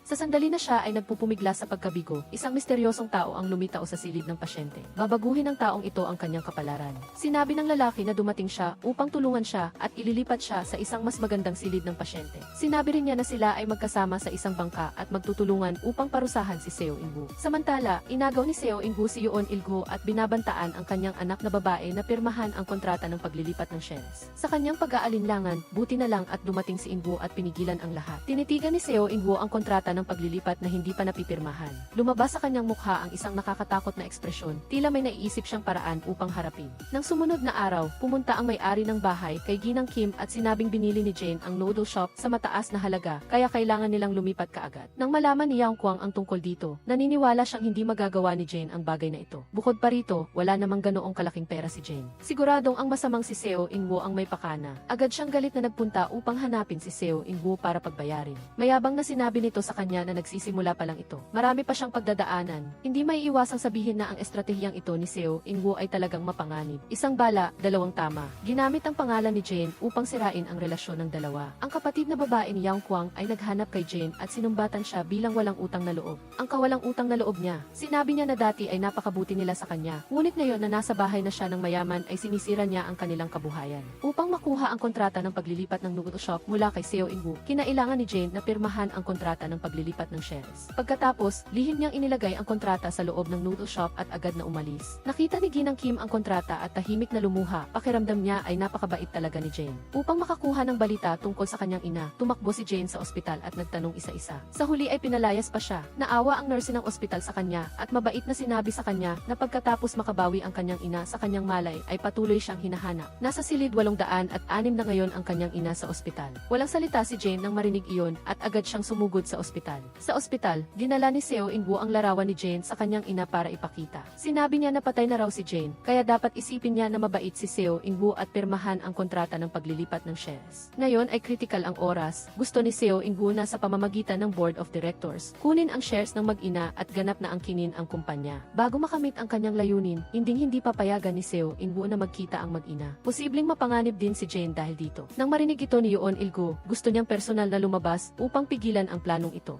Dahil sa plano ni Seo Inwoo, agad na inutusan ni Seo Inwoo ang kanyang mga tauhan na dalhin si Yoon Il-go palayo. Samantala, nagtatanong si Jane sa nurse tungkol sa numero ng silid ng kanyang ina. Gusto talagang maglaro ng tadhana sa tao. Nagkasalubong si Jane at ang kanyang ina nang hindi nila alam. Nang buksan niya ang pinto, saktong nakita niya si Seo Inwoo na lumabas. Tiningnan ni Jane ang walang laman na silid. Lumuhod siya at nakiusap kay Seo Inwoo na dalhin siya sa kanyang ina. Dinala ni Seo Inwoo si Jane sa opisina ni Seo Inwoo. Sakto nilang nakita si Yoon Il-go na nagpupumiglas kay Seo Inwoo. Ang mag-ina, na nagkahiwalay sa loob ng 17 taon, ay sa wakas ay muling nagkita. Ngunit dahil sa sobrang emosyon, nawala ng malay ang ina. Dinala siya sa emergency room, ngunit hindi na nagising. Ito ang unang pagkakataon na muling nakita ni Jane ang kanyang ina pagkatapos ng 17 taon. Marami pa siyang gustong sabihin sa kanyang ina. Habang tinitingnan niya ang kanyang ina na walang malay, hindi mailarawan ang kanyang damdamin. Nawawala si Jane habang nakaupo sa labas ng pasilyo, naghihintay na maoperahan ang kanyang ina. Sa sandaling iyon, dumating ang piskal sa ospital upang bisitahin si Yoon Il-go. Matapos malaman ang pagkakakilanlan ni Jane, inalo niya ito at sinabing ang kanyang ina ay isang matatag na tao. Dahil sa kagustuhang makita siya, bagamat 17 taong walang malay, sa huli ay nagising pa rin siya at sinubukang mag-therapy. Sa pagkakataong ito, tiyak na magigising din siya. Dahil sa isang mahalagang pagtatanong, kinailangan umalis ng piskal. Habang papalayo, pinayuhan pa niya si Jane. Natawagan siya anumang oras kung may problema. Pagdating sa silid ng pasyente, sinabi ng doktor sa kanya na hindi maganda ang kalagayan ng kanyang ina sa kasalukuyan at napakababa ng posibilidad na makabawi sa malay. Isa ng himala na nagising siya noon. Nang marinig ito ni Jane, bumuhos ang kanyang luha. Kagigising pa lang niya, ganito na agad ang kalagayan ng kanyang ina. Naisip niya na niloko siya ni Seo In-woo na patay na ang kanyang ina at ang masamang ugali nito sa kanyang ina. Hindi niya talaga maintindihan kung ano ang nangyari sa kanyang mga magulang 17 taon na ang nakakaraan. Kaya, nagpunta siya sa piskal para magtanong. Gusto niyang malaman kung bakit namatay ang kanyang ama, bakit naging gulay ang kanyang ina at bakit siya iniwan. Agad na sinabi ng piskal kay Jane ang buong kwento. Matapos malaman ang lahat, nagsimulang maghiganti si Jane. Kailangan niyang kunin ang lahat mula sa kamay ni Seo In-woo. Kaya, direkta siyang nagpunta sa kanya at inilatag ang lahat. Sinabi ni Jane, para makuha ang kumpanya ng aking ama, sinadya mo bang ipahamak ang aking ama? Bakit sinabi mong patay na ang aking ina gayong buhay pa siya? Sa harap ng pagtatanong ni Jane, hindi na nagkunwari si Seo In-woo. Sa wakas ay lumabas din ang kanyang tunay na kulay. Sinabi niya na ang ina ni Jane ay naging isang tigulay at walang pinagkaiba sa isang walang silbi na nilalang. Ang mabuhay ay walang pinagkaiba sa pagiging patay. Hindi na kinaya ni Jane ang kanyang mga salita. Agad niya itong sinampal ng malakas. Manahimik ka, hindi kita patatawarin. Pagbabayarin kita sa sakit na dinanas ko. Sa galit, hinawakan ni Seo In-woo ang kwelyo ni Jane at binalaan siya. Ngayon, ikaw ay isang maliit na bato lamang. Paano mo ako pababagsakin? Ngunit sinabi ni Jane sa kanya, ang mga tao ay hindi natutumba dahil sa matataas na bundok, kundi dahil sa maliliit na bato. Ako ay tiyak na magiging isang batong tatapak sa iyong daan. Kalmadong sinabi ni Seo In-woo kay Jane nang may pagmamalaki, inaasahan ko ang iyong paghiganti. Ngunit kung hindi mo ako mapabagsak sa panahong iyon ang araw na kailangan mong mawala. Lumabas si Jane sa bahay ng mayaman, hindi niya alam kung ang isang taong nag-iisa na tulad niya ay paano niya maisa sa katuparan ang kanyang sinabi kanina. Sa kabilang banda, isang gusgusing matandang lalaki ang dumating sa malaking kumpanya. Walang sinumang nag-akala na siya ang pinakamayaman sa mga bilyonaryo. Ang mga empleyado ay lumalayo sa kanya, ngunit hindi nila alam na babaguhin ng matandang ito ang kapalaran ng kumpanyang ito. Lumapit ang matanda sa reception desk at inilapag ang kanyang mabigat na bag na mailamang tolda. Malakas niyang sinabi na papuntahin si Jo Da-isong para kausapin siya. Nanginginig ang receptionist sa takot at agad na tumawag. Nang matanggap ni Jo Da-isong ang tawag sa kanyang opisina, agad siyang tumayo. Natakot siya at nanginginig. Sinisi niya ang receptionist, bakit mo sinabi sa kanya na bababa ako agad? Sabihin mo na lang na wala ako sa kumpanya. Hindi ba sapat na iyon? Nang marinig ni Jo Da-isong na gusto siyang puntahan ng matandang lalaki sa itaas, nanginginig siya sa takot at hindi alam ang gagawin para maging maayos ang lahat. Ang kanyang mga kasamahan na nakita ang kanyang kalunos-lunos na hitsura ay nag-isip na siya ay nabaliw. Nandyan na naman ba siya? Tanong ni Kim Yang-kwang sa dalaga ng may pagtataka. Sino ba ang malaking tao na nakakatakot ng husto kay Jo Da-isong? Paliwanag ng dalaga na taon-taon pala ay hinahanap siya ng matandang lalaki para ayusin ang tent na ibinenta niya dito. Paliwanag pa ng iba na binili ng matandang lalaki ang tent 25 taon na ang nakakaraan, ngunit nasira na. Sumang-ayon si Jo Da-isong na ayusin ito para sa kanya, kaya ibinenta niya ito sa kanya sa 39% na diskwento. Nagmamadaling gustong ipasa ni Jo Da-isong ang responsibilidad na ito sa iba. Pinakiusapan niya ang kanyang mga kasamahan na harapin ang matandang lalaki, ngunit lahat sila ay tumanggi sa kanya sa iba't ibang dahilan. Walang sinuman ang gustong kumuha ng mainit na patatas na ito. Sa sandaling iyon, tumingin siya kay Kim Yang-kwang na bagong dating. Kaya si Kim Yang-kwang ang pumunta upang salubungin ang matandang lalaki para kay Jo Da-isong. Ngunit kahit papaano ay hindi inasahan ni Kim Yang-kwang na ang matandang lalaking ito ang magiging tagapagpalit ng kanyang kapalaran. Sa pamamagitan ng kanyang dila, nakumbinsi ni Kim Yang-kwang ang matandang lalaki. Sumang-ayon siyang ayusin ang tolda para sa matandang lalaki. Kaya ibinigay ng matandang lalaki ang maalikabok na bag kay Kim Yang-kwang. Sinabi na babalik siya kapag natapos na niya ang pagkukumpuni. Tumingin si Kim Yang-kwang sa sirang tolda at napaisip, ngunit hindi pa rin niya alam na nagsisimula pa lamang ang kanyang pagdurusa.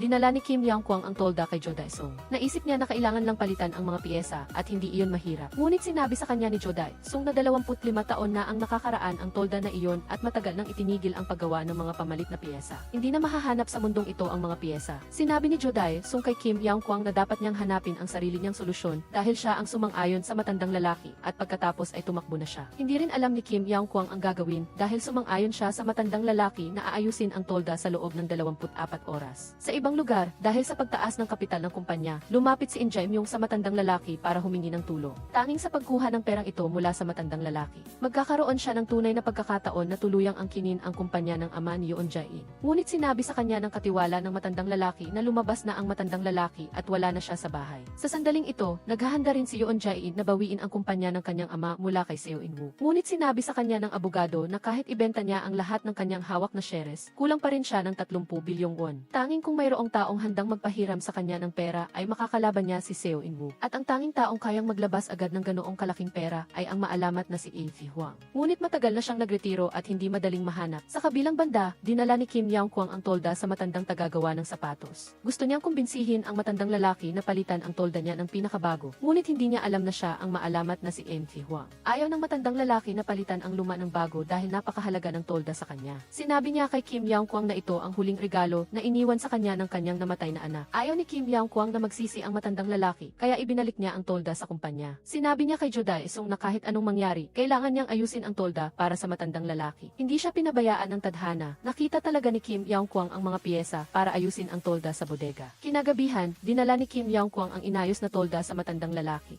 Tinulungan niya ang matandang lalaki na matupad ang kanyang matagal ng nais. Ninisya ng matandang lalaki si Kim Yang Kwang ng may kasiyahan. Ngunit ngayon, nalaman ni Kim Yang Kwang mula kay Hyo Yang-do na si Seo In-woo ay inaprubahan ng Board of Directors at magpapatuloy bilang chairman para sa susunod na termino. Ang tanging paraan upang mapigilan siya ngayon ay ang pera para mabili ni Yoon Jae-in ang lahat ng shares ng kumpanya. At ang tanging tao na makakabili ng ganoong karaming shares ay si In Fi-hwang. Kung makumbinsi lang ni Yoon Jae-in ang taong ito, matatalo niya si Seo In-woo. Kaya, sa ilalim ng pagpapakilala ni Hyo Yang-do, pumunta si Kim Yang Kwang upang hanapin si A. Fi-hwang at humiram ng pera upang matulungan si Yoon Jae-in na malampasan ang mahirap na pagsubok na ito. Humiram si A. Fi-hwang at magpapahiram siya ng pera. Habang nag-iisip si Kim Yang Kwang, naubod ng hirap kung ano ang gagamitin niyang collateral, nakita niya ang mga piyesa ng tolda sa estante. Sa isang kisap mata, naintindihan niya na ang tinutukoy ni Hyo Yang-do na si A. Fi-hwang ay ang kanyang lolo na tumulong sa kanya. Sa sandaling ito, dahan-dahang lumingon ang matandang lalaki. Lolo, ako ito, ang bata. Ang mahirap na binata ay isinangla ang kanyang buong buhay upang humiram ng 30 bilyong won kay In Fi-hwang para lamang matulungan ang babaeng mahal niya na mabawi ang kumpanya mula kay Seo In-woo. Nang masayang dala ni Kim Yang Kwang ang kontrata upang hanapin si Yoon Jae-in, nakita niya itong naghahalikan ni Seo In-woo. Nalaman niya na sumang-ayon din pala si Seo In-woo kay Yoon Jae-in na personal niyang wawasakin ang kanyang ama basta't pumayag si Yoon Jae-in na manatili sa kanya.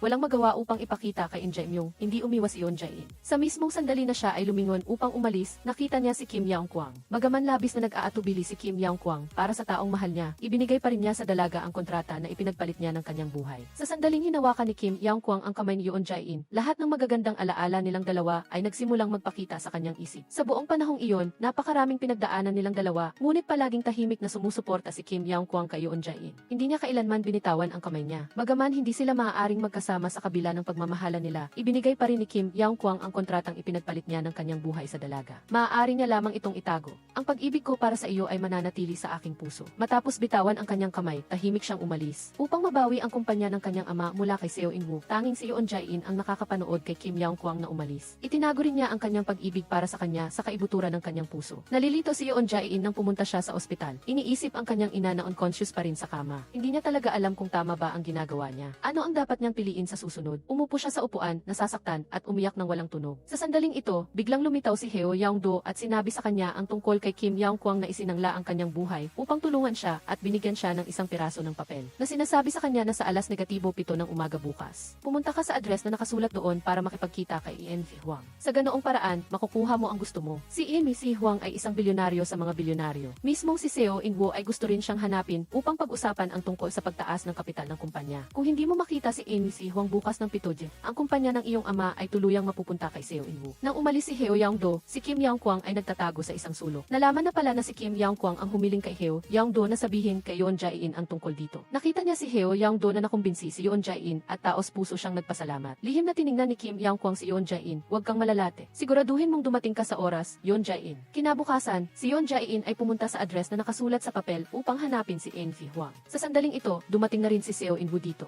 Nang makita niya ito, nagulat siya. Sa loob niya ay nagtatanong, bakit narito ang babaeng ito? Pinaupo ni In Fi-hwang si Yoon Jae-in, pagkatapos ay sinabi kay Seo In-woo, "Nandito ka rin para humiram ng pera." Galit na sinabi ni Seo In-woo, "Hindi pa ba sapat ang interes na inaalok ko?" Nakita ito ni Yoon Jae-in at agad na inilabas ang mga dokumentong inihanda niya. Umaasang papayagan siya ni In Fi-hwang na humiram ng pera upang matulungan siyang mapanatili ang kumpanya ng kanyang ama. Ngunit hindi niya inasahan na sasabihin ni In Fi-hwang na hindi niya kailangan ng collateral. Nakuha na niya ang collateral. Isinangla ni Kim Yang Kwang ang kanyang buhay upang pautangin siya ng pera. Kaya sa pagkakataong ito, tatanggihan lamang niya si Seo In-woo. Nagalit si Seo In-woo hanggang sa magsimulang umikot ang kanyang mga mata. Halos lumabas ang kanyang mga mata sa galit, agad siyang tumayo at umalis. Pagkatapos nito, galit na hinanap ni Yoon Jae-in si Kim Yang Kwang at sinipa ang kanyang binti ng napakasakit. Pinagalitan niya ito, "Bakit mo naman minamaliit ang buhay mo? Paano mo isasangla ang buhay mo? Ganoon mo ba kamura tingnan ang sarili mong buhay?" Nang marinig ito ni Kim Yang Kwang, sinabi niya kay Yoon Jae-in, "Hindi ko minamaliit ang buhay ko, kundi inilalagay ko ang buong buhay ko sa iyo. Ang isang dukha tulad ko ay walang maibibigay sa iyo. Ang tanging maibibigay ko ay ang aking buhay. Dapat mong talunin si Seo In-woo. Handa akong maging iyong sandata. Ang layunin ko sa paggawa nito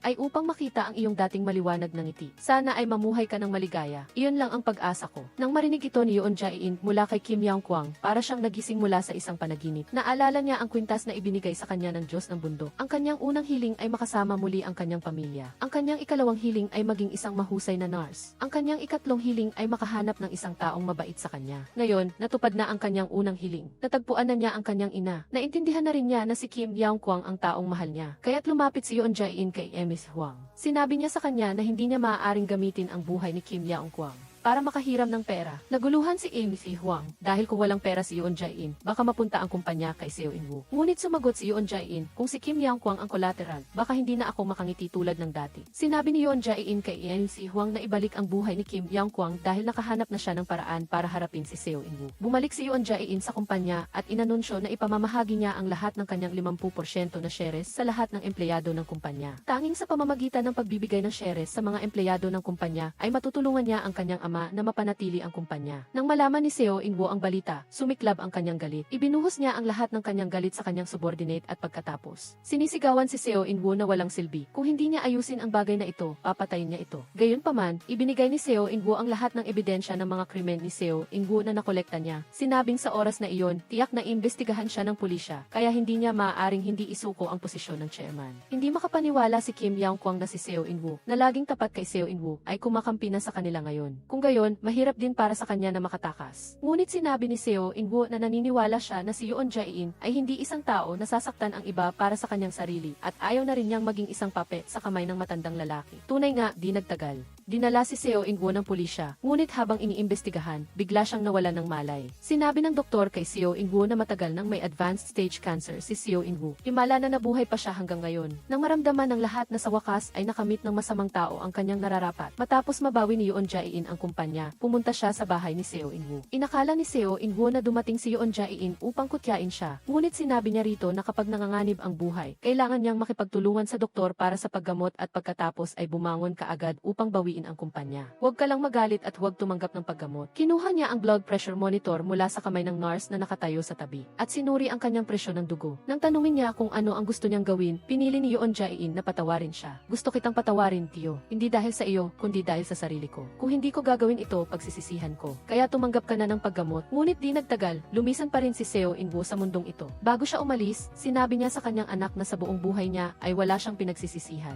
Ang tanging bagay na pinagsisisihan niya ay kung sana ang ama ni Yoon Jae-in ang nahila mula sa ilalim ng dagat noong una. Marahil ang paraan ng pagtatapos ng kanyang buhay ay hindi magiging ganito. Di nagtagal, nagising din ang ina ni Yoon Jae-in mula sa koma. Magkayakap na umiyak ang mag-ina. Naniniwala si Yoon Jae-in na walang makakapigil sa kanilang mag-ina na magkasama. Pagkalipas ng 9 na buwan, bumalik si Yoon Jae-in sa kanyang dating trabaho at naging isang mahusay na nurse. Hindi binitawan ni Kim Young-kwang ang kanyang pangako. Nangako siya kay Yoon Jae-in na magiging isang sikat na basketball king. Nagpunta si Kim Young-kwang sa ospital upang hanapin si Yoon Jae-in at muling tinanong siya tungkol sa kanyang naunang pangako. Kung magiging basketball king ako, papakasalan mo ba ako? Sa sandaling ito, sa wakas ay nalaman ni Yoon Jae-in na natupad na ang kanyang ikatlong hiling. Nakita na niya ang pag-ibig ng kanyang buhay. Kaya, maligayang namuhay si Yoon Jae-in at Kim Young-kwang. Nagtapos ang pelikula. Salamat sa inyong suporta at pagmamahal. Naway magkaroon kayo ng magandang buhay. Umagos nawa ang pera na parang tubig. Magkita-kita tayo sa susunod na mga pelikula. Bye-bye.